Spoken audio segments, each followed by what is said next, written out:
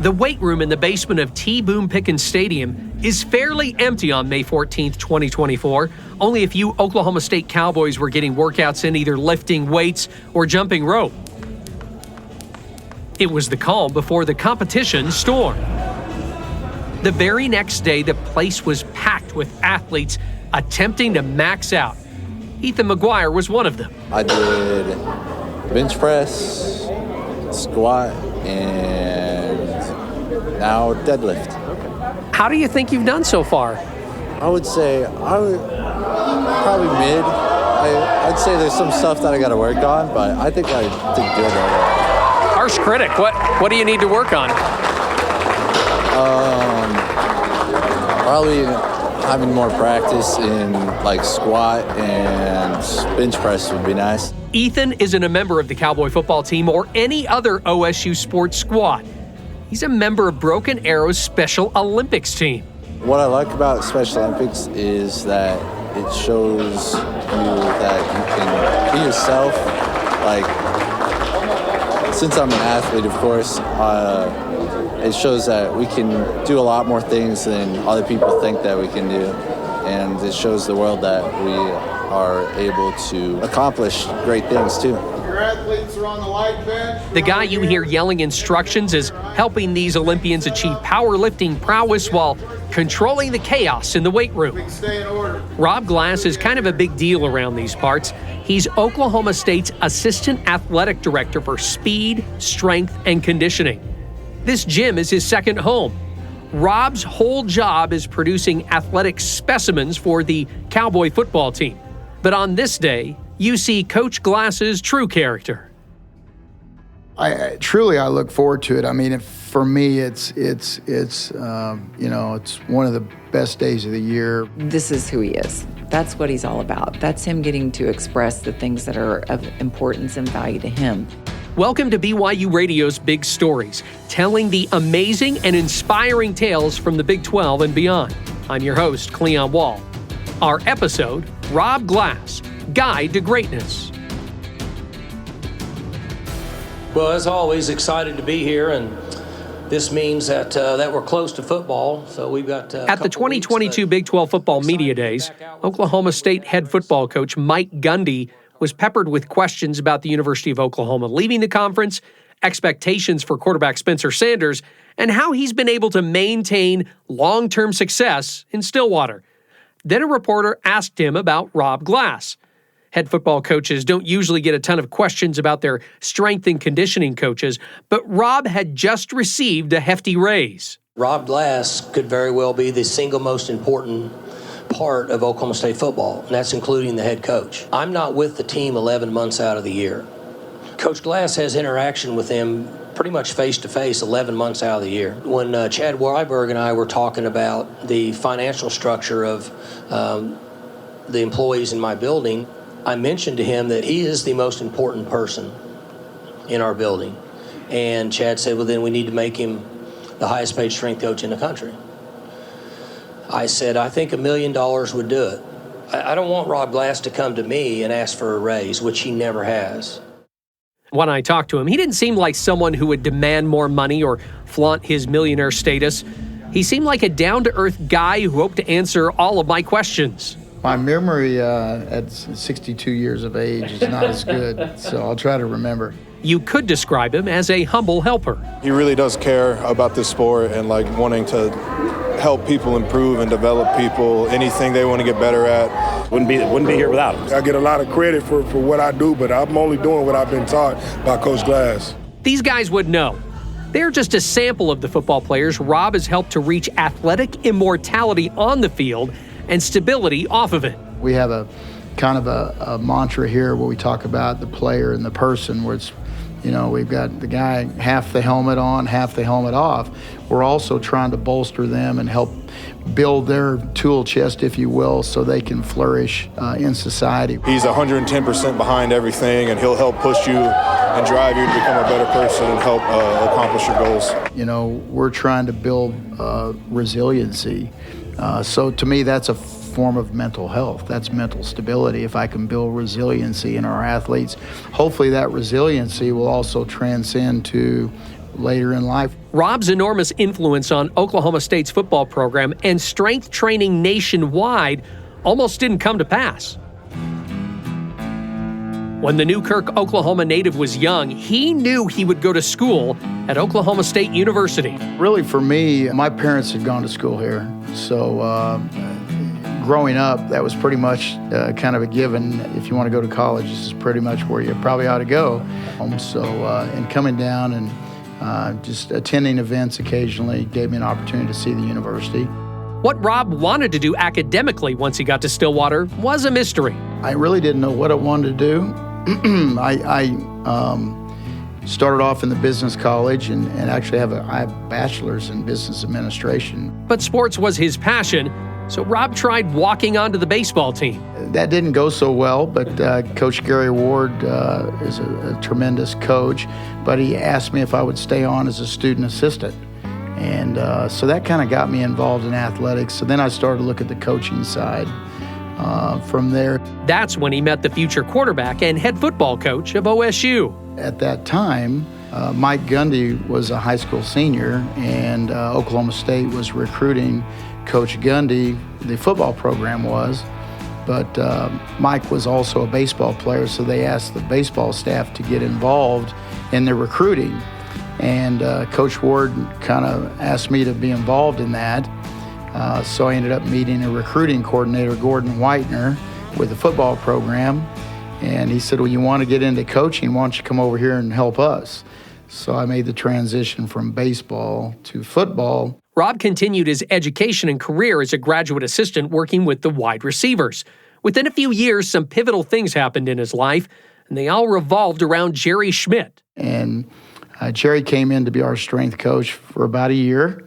And being a graduate assistant, you're helping as well. Jerry's wife introduced Rob to his future wife, Laurie. It was kind of a blind date. It wasn't blind in the fact that we both knew who the other one was. I was familiar, not a lot, just enough to kind of go, I think I've seen that guy.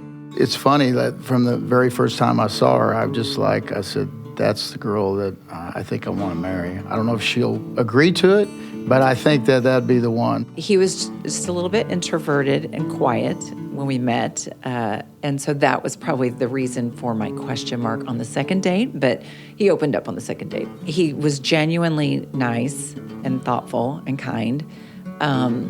He was more mature than anybody I'd ever dated. As I would say now, he was definitely the first man I ever dated. Everybody else, in retrospect, was a boy. He was a man, and he just let me ease into the relationship, which I appreciated. I had 1 year left of school, and I had no intention of getting in a relationship because I knew I'd probably graduate and leave. And so he was a fun surprise. Just the other day, she told me that the only reason I got a second date was because she felt bad. She didn't want it to be just a one-time deal, and because she was very close to Jerry's wife that didn't want it to be a one-time deal and I'm out. So if I hadn't done a little better on the second date, I really might have been out. I loved him madly, that's obvious, but I think it was his character, and I admired him as much as I cared about him. Strength coach Jerry Schmidt eventually left Oklahoma State to take a job at Notre Dame. We were in the middle of our winter program, and our football coach at that time, Pat Jones, said, hey, can you run this strength and conditioning program? I'm busy recruiting. So they asked me to do it because I'd done it for quite a few years. And so I did it. Next thing you know, our athletic director is saying, hey, if you'd like to keep that job, we'd love for you to take it.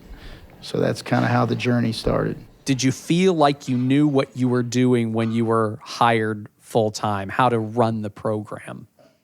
That's the one thing I can tell you 100% I did not feel like that.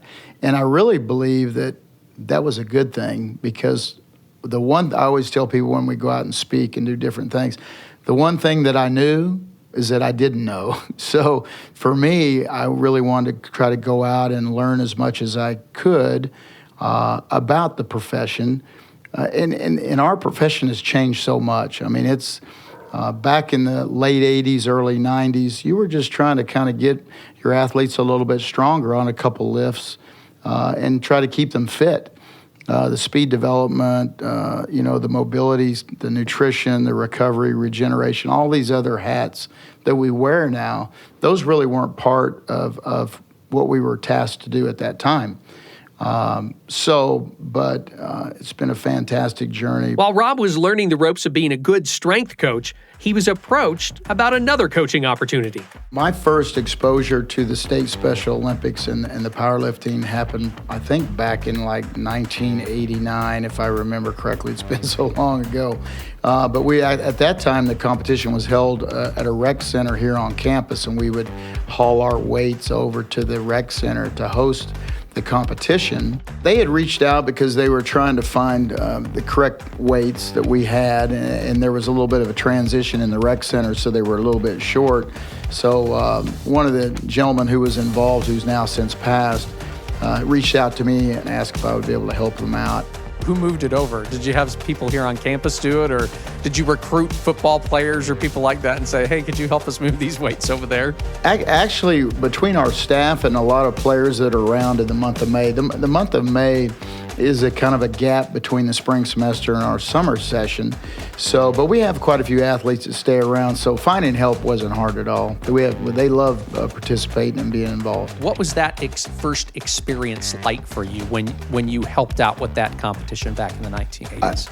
I think the first probably exposure for me was how strong the athletes were. I was not prepared for that. That was probably the biggest thing for me, was the strength that these young athletes actually have. There's no selfishness. There's no look at me. There's no, those kids. They support each other. They're excited when they have success. They're excited for each other, and when someone fails, they're there to help them pick them up. Even though he liked helping the Special Olympians, Rob wanted to leave his alma mater. We'd had the good run in football. We got put on probation. I just felt like the opportunity to grow, the exposure to something a little bit different would kind of help me be better. Then he heard about a job opening at the University of Florida from a former Cowboy assistant football coach. But the crazy thing, Jerry Schmidt was at Notre Dame, and is a good friend of mine, and he had also applied for the job. And then come to find out, they ended up deciding they wanted to bring Jerry in as the number one guy, but Jerry called me and said, hey, why don't you come with me? There's an assistant job. He wanted to get better. He wanted to expand, and he felt like this was going to give him an opportunity to do that. And it didn't take long. The Gator football program was chomping up the competition under head coach Steve Spurrier. In 95, we actually were undefeated. We went the whole way. We were 12-0. Then we played Nebraska in the Fiesta Bowl. I tried to tell some of our players, because we'd played Nebraska in the Big 8 forever. And I kept telling our guys, y'all better get ready. This team's for real. And they're like, no big deal, And we got a pretty good whipping put on us. So they soon learned. Yeah, but then we did return the following year and win the national title.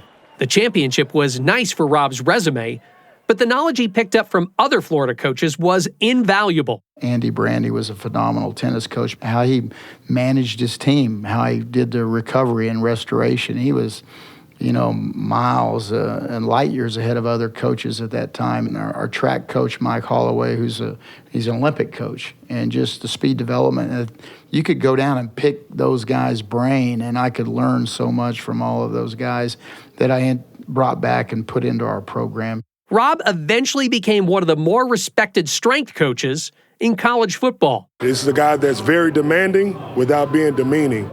This is Kansas State Director of Strength and Conditioning, Trumain Carroll. Having that high demand without making them feel like less of a person, we respect you for it, we love you for it, and we're going to run through brick walls for you, and that's what really makes Coach Glass the best in the business. After 10 years at the University of Florida, Rob felt it was time to go home. To me, it couldn't have been a greater challenge than to come back to your alma mater and try to lift the athletic department even higher.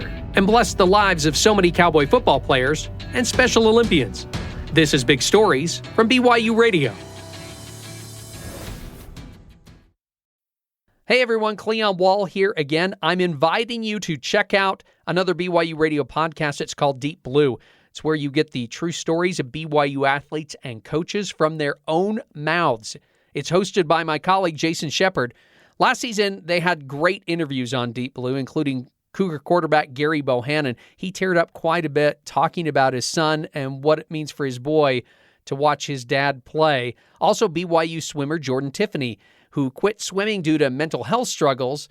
He talked about how he was able to get back in the pool again. More great conversations for season number 3. BYU running back Hinckley Rapati will talk about his tear-filled journey to BYU. Former BYU tight end Chad Lewis, he's going to reflect back on that special 1996 BYU football season.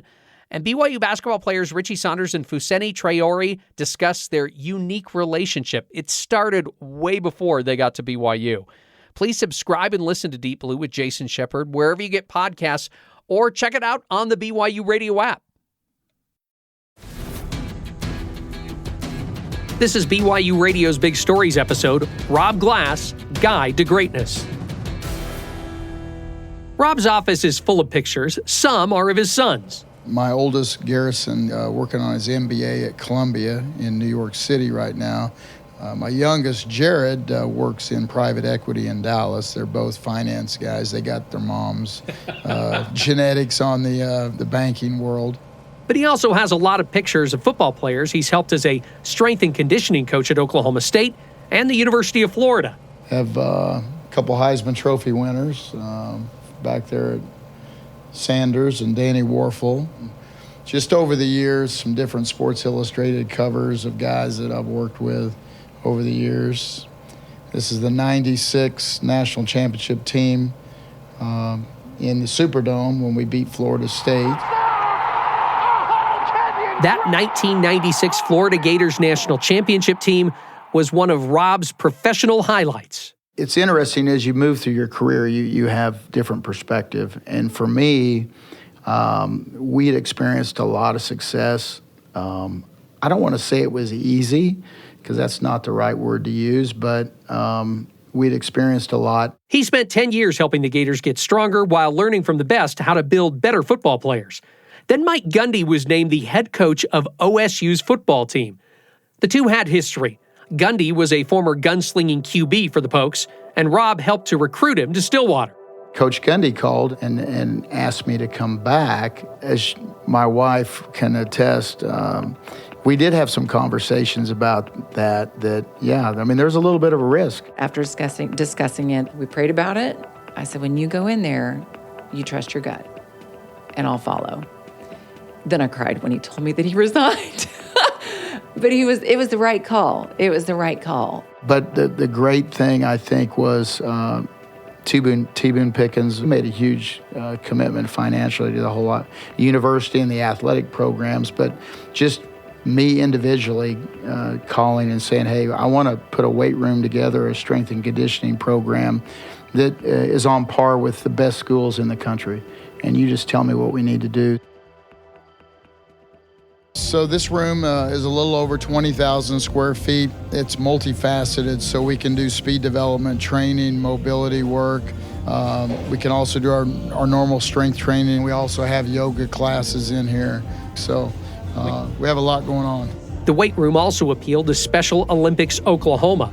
Oklahoma State University was the home of the organization's annual summer games, and Rob had helped them when he worked at OSU back in the late 80s and early 90s. When I came back 20 years ago, we had the opportunity to actually host it because we had an expanded weight room. I think it's part of giving back.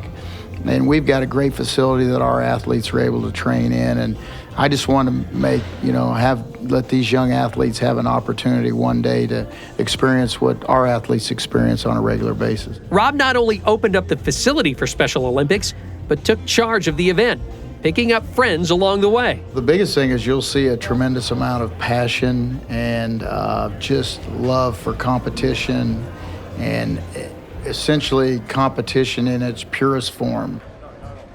The weight room buzzed with energy and noise on May 15th, 2024. The powerlifting event was finally here for the Special Olympians.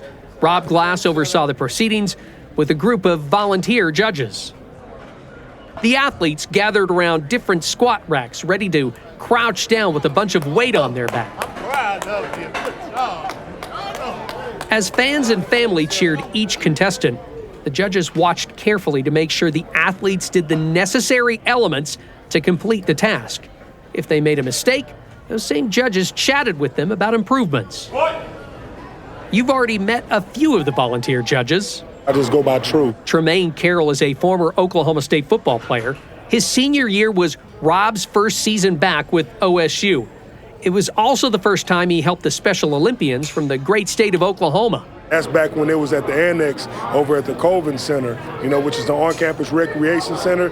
The weights were all rusty, and it was, by the time that the end of the day came, our hands were all black from changing the rusty weights. And yet, the current strength coach for Kansas State football keeps returning. Just being around Coach, just being honest with you, this is his favorite day of the year in the weight room, and so I just always made it a point, no matter where I'm at in the country. I've lived in Florida, lived in South Carolina, I lived everywhere, but I always come back for this day every year just to be with Coach and to help out with the kids and just, I've known a lot of these guys for over 10 plus years, so seeing their faces every year, they look forward to seeing you and you look forward to seeing them, and so it's just, I don't know, it's almost like family. It's always just been a good time. It's always been a good feeling, Sometimes I wish my athletes would listen as well as these ones do. Jamie Blatnick is also a former Cowboy football player and current director of strength and conditioning at Middle Tennessee State University. We're maxing out. This is the best. This is the funnest time we have in the weight room is maxing out. So it's extremely fulfilling. And that's actually why I ended up getting back into coaching, because before this I was in pharmaceutical sales, medical device, and I did that for 6-7 years. It wasn't fulfilling. I'm sitting here going, man, it's phenomenal what they can do, and it's because they love it and they want to do it. Why are you here today? Coach Glass told me about it, said he'd come out, help out, and come support. Jake Springfield is a Cowboy offensive lineman and future volunteer judge. So I wanted to come out and see what it's about. This is my first time at this event, and I'm really impressed by some of the people competing in this today and seeing what they can do. I've been stopping and talking with everyone, took a couple photos. It's been really fun so far being out here, and I'm looking forward to doing it next time or years coming up. Coach Glass was visibly and audibly present during the bench press portion of the competition. Right over the chest. Come on. Nice. Very nice. Got it, huh? Rob interacts with the athletes who come year after year, including Madison Madory. So what do you like about the Olympics? What's your favorite part? To do powerlifting. Why is that? Because I can want to be stronger. Did you set any personal bests in the powerlifting today? For deadlift, I got 120. Madison is super strong. Her powerlifting journey started when her high school special education teacher encouraged her to try the sport. And I thought she was nuts. Maddie's mom, Angela. She's 4'5", she's tiny. That's not a good idea. Can we really be serious? And she's like, I'm serious. And so then when we met, she's like, if you just meet the teacher, you might change your mind. So I met the teacher, and she's maybe 4 inches taller than Madison, and it's a female. And I was like, okay, now I get it. And so Madison started taking that class, and Madison's form was just so good that the teacher would say, okay, boys, watch Madison deadlift, watch Madison squat, because her form is perfect.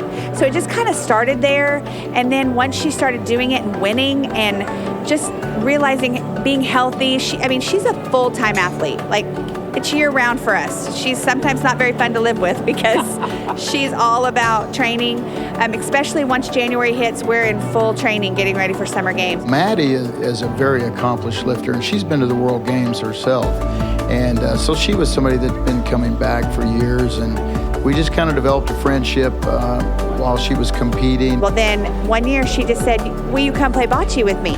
And he's like, I don't even know what that is. She's like, it doesn't matter. And then when he said yes, she's just like, Mom, you're fired.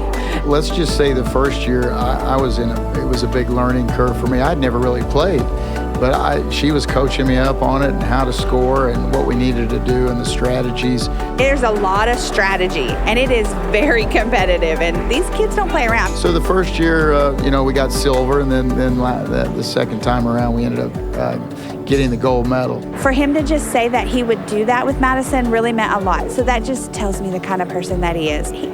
He's a big deal, and he could have said no. I just can't do it today. He's a very busy person. His schedule is crazy, but he didn't say no, and so it has really made a difference in Madison. Rob was not able to help Madi win another gold in bocce ball. A previous engagement prevented him from participating. Did you find a new teammate? Yeah, it's my brother. It's your brother. Is he better than Rob, or what do you think? No. Madi's deadlift is impressive, along with many of the other athletes. Ethan McGuire, who you heard from at the beginning of this episode, was one of the last competitors, and he had lots of people backing him up. All right, Ethan, you got this, bud. You got this. Did you get it? Did you get your personal best? I shuffled my foot, but I think so. Let me check. Later on, he found out the lift didn't count. But Ethan was resilient, knowing he tried his hardest. Once the deadlift competition was done, it was time for the awards ceremony. Coach Glass used his big boy voice to detail the feats of strength. Each athlete then donned their medals and took pictures with Jamie or True. Ethan did better than he thought. He received a participation medal in the squat.